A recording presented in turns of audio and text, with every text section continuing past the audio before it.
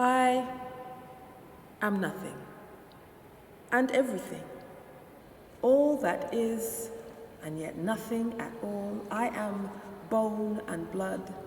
Within there is disharmony and love. Oblivion and matter. I am satisfied, but not enough. If in our dreams the impossible is reasonable, then all reason is unfathomable. The infinite is subjective, you see. Infinity of love is the alpha and the omega connected, wide open, woke, the third eye, seeing spoken lines that illuminate truth and scatter lies. They synchronize the offbeat, unifies the fact with fiction till all is complete under the same sun. Communion. Life is nothing but energy, vibrations, expansion, contraction, sound waves, and light refraction. When my soul chose to be born, to take form, I knew muscle and sinew would be weighty. The soul is light, while the body is heavy. Is this vessel a burden or a house for a greater entity? The point, maybe, is to comply to this duality. And while I dwell on this rock, I command this body to serve me well, to tell the tales I need to tell while the ancestors speak the spell of the path through my craft of art, poetry. Telekinetic links. So is this my thought that I think, or is this one of those that have gone before? Do I act as conduit to right the wrongs done, to find a new song that uplifts the throng and binds us strong?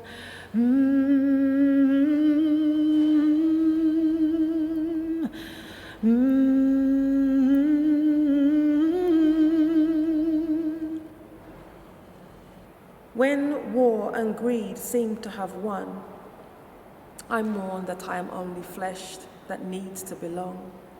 But I remember beauty is in my step, and so forward, on. Is it my destiny that defines me? Or do I drive this ship that sails on a rocky sea? Does this music of life make me dance, or do I conduct the melody? Or is it that both answers are by chance correct, and I must just awake to a magical symphony, a synchronicity, an epiphany? A conscious being feeds on the sustenance of a breathing mind. Time is inclined to rush past us. The body is mere matter, and the soul is the compass to guide us. Music is the sonic savior to soothe us. The story is the eye that observes us and serves us. It feeds us, it teaches us to be us, be reflections of creation, when a future prehistoric chorus called us to exist harmonious.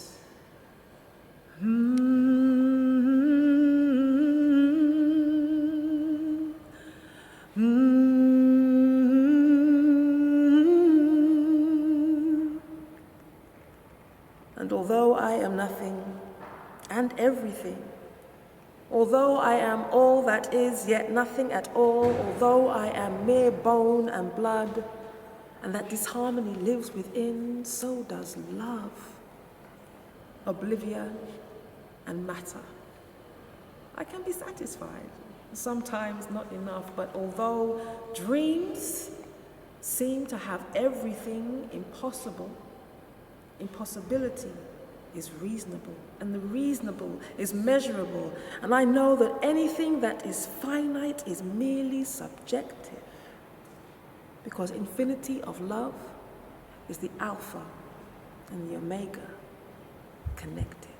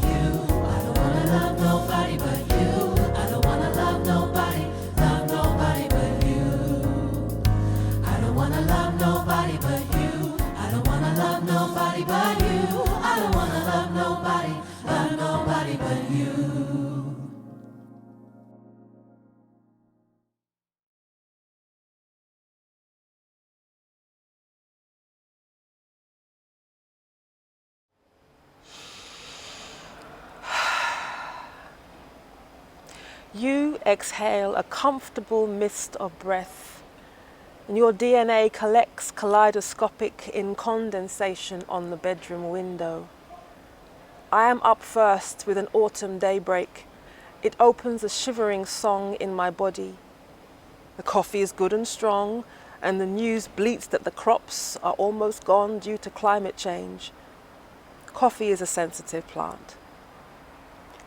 I see a brash breeze bristle the treetops in the garden, a breath born from a jagged tower block of ice, like a cracked molar at the mouth of its mothering polar ice cap. A guillotine gasp as it tumbles, thunders into the Arctic waters, breaking the ocean's back, and gallops 25,000 miles across the seas, licking up the waters in fury till they smash and sprawl their saline cure over coastal towns carried in the mighty arms of hurricanes named after favourite family members. And once in a while, we, in our bloated-bellied cities on a moral high ground with a low threshold for sobriety from Jurassic flesh, once in a while we lift our faces from the trough of consumerism and see the clouds, like bears and buffalo, clash, gnashing their teeth. We see them bite down on each other, bleeding chemical rain as they shake their necks free, and we are naively impressed at the fireworks, those welts of lightning, but we fail to see the great wounds of our high-rising and our ignorance that cause us to needle the blotching skies as we spend out of sync with the earth's budget. Me and you, my love, we used to take walks in the park and contemplate the balance between the city bustle and the rustle of grass underneath our feet. Now our eyes are skimming the city skyline at the top of Parliament Hill, seeking the shrinking valuable green spaces. And our weekend love banter is full of the stats and the facts of corporate responsibility, big bucks drowning under Stephen Hawking's prediction of our 100-year mortality, our potential finality. I nuzzle in your neck and you pull me close and you say, "Don't worry, lovely." And you tell me about your plan to build rafts from our bamboo futon bed base and sculpt oars from the shed door to row ourselves to other islands with more security. "We'll all be refugees then," you said. And then you take my hand in answer to a beckoning memory of our hottest summer of love, when doodles broke free from behind straight lines of our homework paper, to mountain bike, to snowboard and hand glide, to Egyptian camel ride. "I'm gonna do it," you said, "I'm gonna do it," with just 55p and fluff in your pocket. But it was the crease in one corner of your beautiful smiling eyes that distracted me well enough from the brewing storm for a whole 10 years. But it's this morning, this pomegranate fantail sky, wing-tipped silvery pearl morning, that the question of should we procreate was on the lips of our minds. The decades will pass. Will we imagine our extinction, or will we rehumanize the moment, dismembered from the dissonance? You hug me from behind, and I watch your exhalation, dare to dream the DNA of new days, of new ways of being.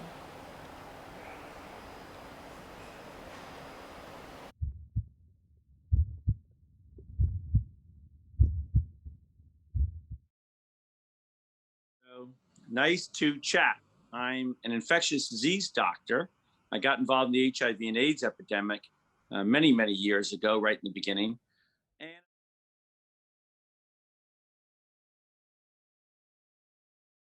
But I think when you asked me to talk a little bit about love and what that meant for me and for my heart, I thought back to my time in West Africa and Liberia, when I was providing care for patients who were suffering in the epidemic.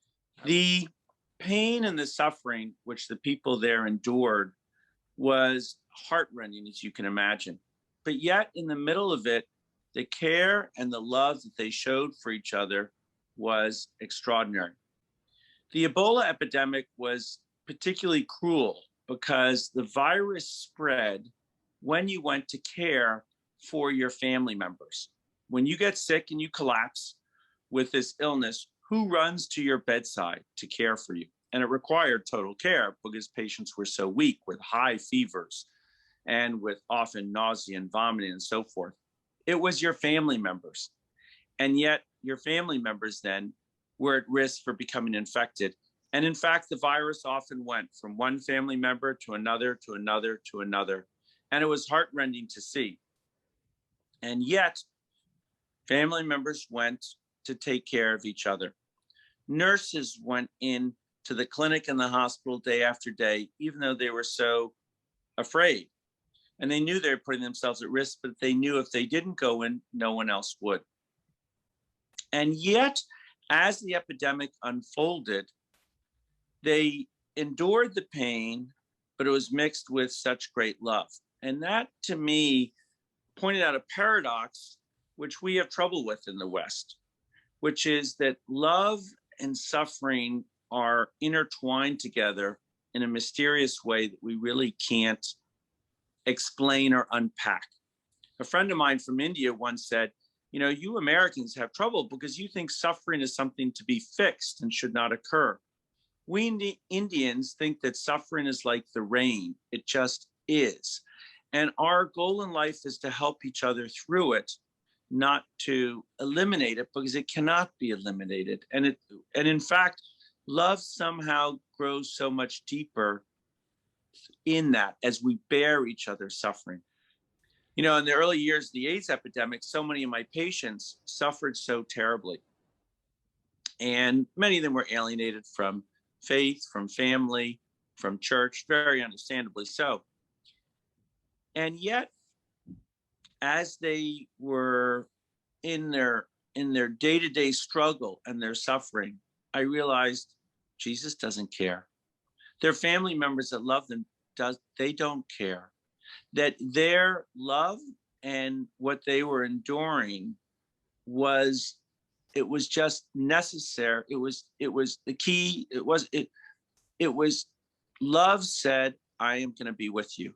I'm going to be with you and carry this burden with you. I cannot take this burden away. I cannot take this cross away, but I can carry it with you side by side.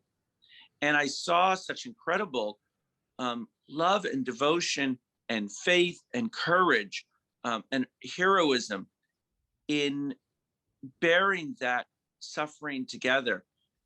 It totally changed my heart. And it was shocking to me. Here I was, a cradle Catholic, and I saw some of the greatest faith and greatest love in this journey of family members, partners, taking care of each other that were, you know, a little bit on the margins, particularly then back in the 1980s, not so much today.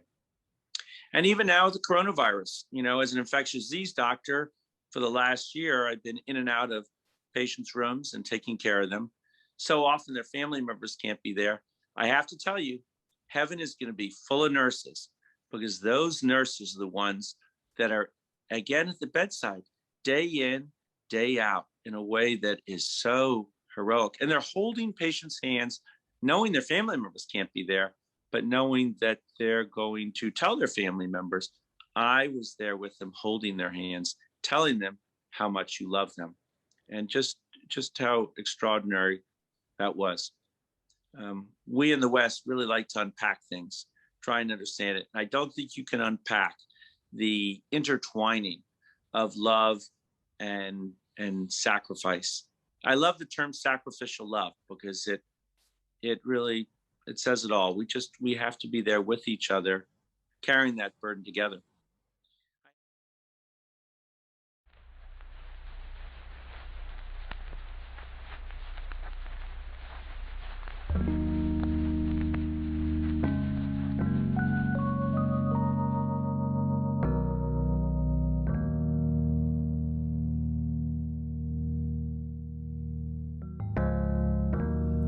gotta take a little time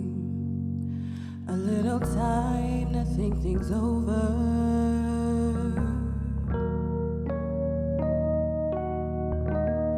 I better read between the lines in case I need it when I'm older.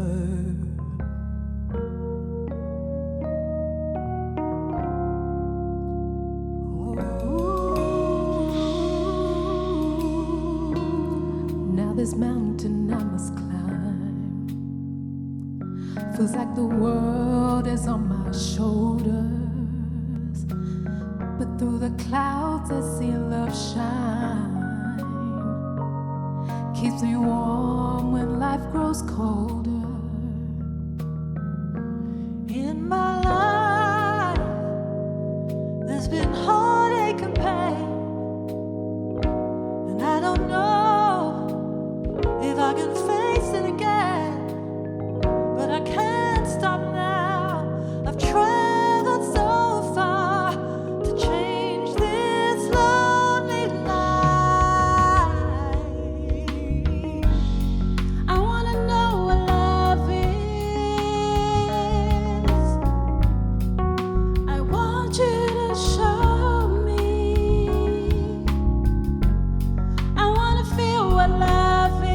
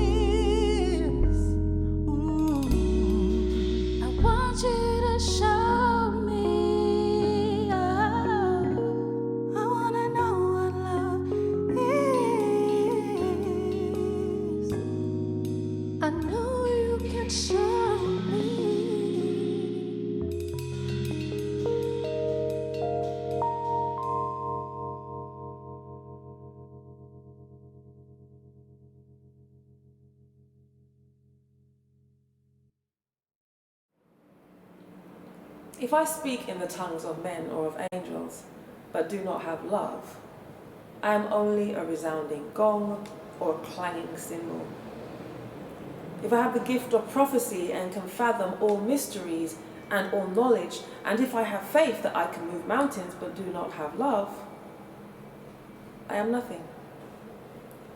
If I give all I possess to the poor and give over my body to hardship that I may boast but do not have love, I gain nothing. Love is patient. Love is kind. It does not envy. It does not boast. It is not proud. It does not dishonor others. It is not self-seeking. It is not easily angered. It keeps no record of wrongs. Love does not delight in evil, but rejoices with truth. It always protects, always trusts, always hopes, always perseveres. Love never fails. But where there are prophecies, they will cease. Where there are tongues, they will be stilled. Where there is knowledge, it will pass away. For we know in part, we are prophecy in part. But when completeness comes, what is in parts disappears. When I was like a child, I talked like a child. I thought like a child. I reasoned like a child. But when I became grown, I put away childhood things behind me. For now we see only a reflection as in a mirror. Then we shall see face to face. Now I know in part, then I shall know fully, even as I am fully known. And now, these three remain: faith, hope, love. But the greatest of these is love.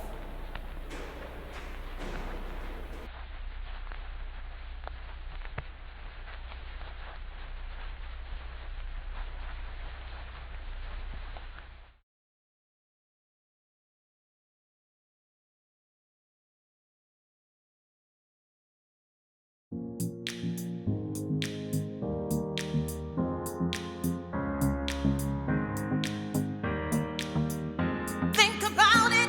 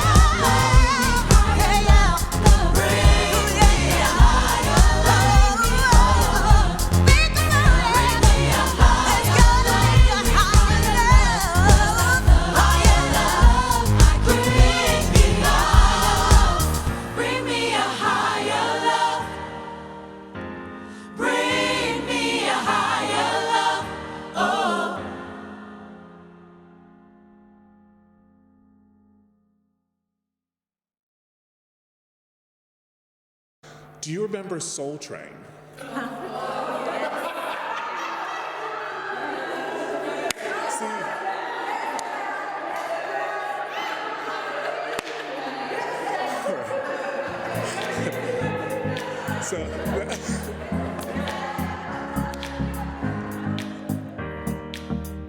Think about it.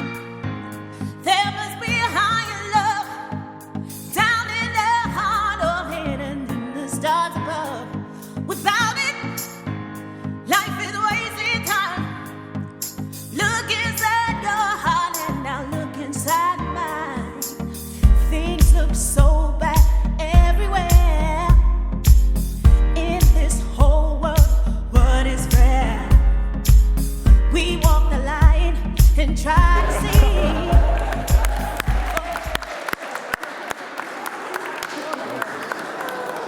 That was so much fun. Trust me, it was great. Excellent. Thank you, guys. Perfect.